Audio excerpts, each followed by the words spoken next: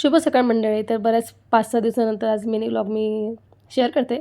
Actually गाजरचा हलवा मी बनवलेला, तर म्हटलं तुमच्यासोबत शेअर करू आणि माझ्या पद्धतीचा गाजरचा हलवा मी तुमच्यासोबत शेअर करते. तर सर्वात अगोदर मी गाजर मस्त धुवून घेतलेले आणि त्यानंतर त्याला सोलून घेतले, त्यानंतर किसून घेतले आणि ही किसता किसता सानू मॅडम आमची खाली पडलेली. तर तिचं एक वेगळंच होतं, किसता किसता माझे 5 ते 10 मिनटं त्याच्यात गेले. मग नंतर तिला वर बोलवलं, ट्यूब वगैरे लावून तिला शांत केलं, तरी तिचं रडणं काही थांबत नव्हतं. म्हटलं चला गाजरचा हलवा म्हणून तिला टी व्ही लावून दिला आणि इकडे मी गाजरचा हलवा बनवायला घेतला. तर मस्त तिथे एक पातेलं घेतलं आणि पातेल्यामध्ये तूप टाकलं.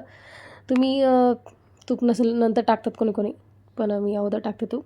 तर मी अगोदर तूप टाकून घेतलं, त्यामध्ये टाकले गाजर किसलेले आपले मस्त आणि दूध टाकलं आहे. बरेच जण दूध नाही टाकत, बट दूध टाकलं तर कसं मस्त छान शिजतो गाजरचा हलवा. आणि दूध टाकून झाल्यानंतर साखर टाकली मी ते आणि त्यानंतर मस्त मिक्स करून घेणार आहे. आणि आवाज माझा तुम्ही बघू शकता, अजून बरं वाटत नाही मला. तर थोडं झाकून ठेवणार आहे मी 5 ते 10 मिनटं झाकून ठेवलं, जास्त नाही. कारण झाकून ठेवलं तर एवढं ते दूध आटत नाही लवकर, उगाच ठेवायचं. पण 5 ते 10 मिनटं मी झाकून ठेवते, कारण छान शिजेल म्हणून.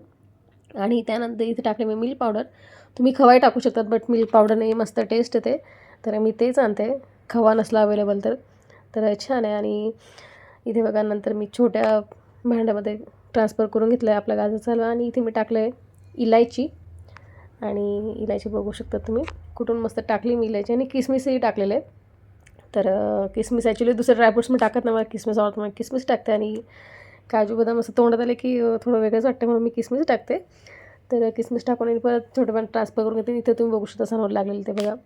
आणि मॅडमचं रडणं काही थांबलं नव्हतं. जवळजवळ 1 तास झाला मला गाजर हलवायचं. किचनमध्ये होते मी तेव्हा, मिक्स करत बाकी स्वयंपाक मी केला. तो सानवडचं चालूच, म्हटलं त्याला तिला जवळ घेते थोडंफार. आणि त्यानंतर इथे गाजरचं हलवा पण रेडी झालं ना. वरतून पुन्हा मी किसमिस टाकून घेतलं. तुम्ही बघू शकता गाजर हलवा किती छान दिसतो आपल्या, मस्त तोंडाला पाणी आलं की नाही तुमच्या. तर तुमच्या पद्धतीचा गाजर हलवा तुम्ही कशा करतात, तुमची रेसिपी मला शेअर करा. आणि हा जो मी गाजर हलवा बनवला, याची रेसिपी तुम्हाला कशी वाटते कमेंट्स करून सांगा. आणि हो, गाजर हलवा मी बनवलेला 31st चला म्हटलं नवीन वर्षाचं काहीतरी बनवूया.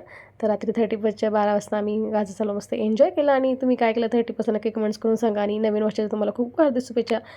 वेलकम 2020 आणि हॅपी न्यू इयर एव्हरीवन. भेटूया नेक्स्ट व्लॉगमध्ये.